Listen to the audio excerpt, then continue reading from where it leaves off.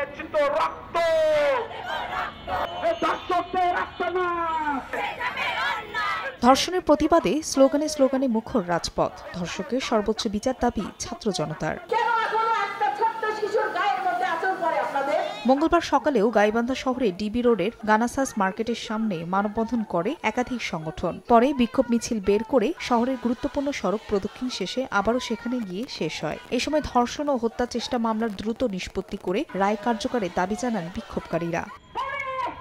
এদিকে নারী ও শিশু ধর্ষণের বিচারে বিশেষ ট্রাইব্যুনাল গঠনের দাবি জানানো হয়েছে রংপুরে। শিক্ষার্থীরা কারমাইকেল কলেজ থেকে একটি মিছিল বের করে বিভিন্ন সড়ক প্রদক্ষিণ করে লালবাগের বাগ ভাস্কর্যের সামনে সমাবেশ করে।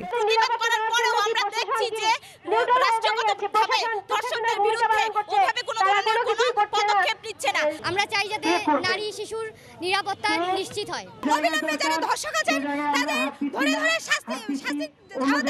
একই দাবিতে দিনাজপুরে সংবাদ সম্মেলন, মানববন্ধন ও প্রতিবাদ সমাবেশ করেছে বিভিন্ন সংগঠন। পরে জেলা প্রশাসকের কাছে একটি স্মারকলিপি জমা দেন তারা।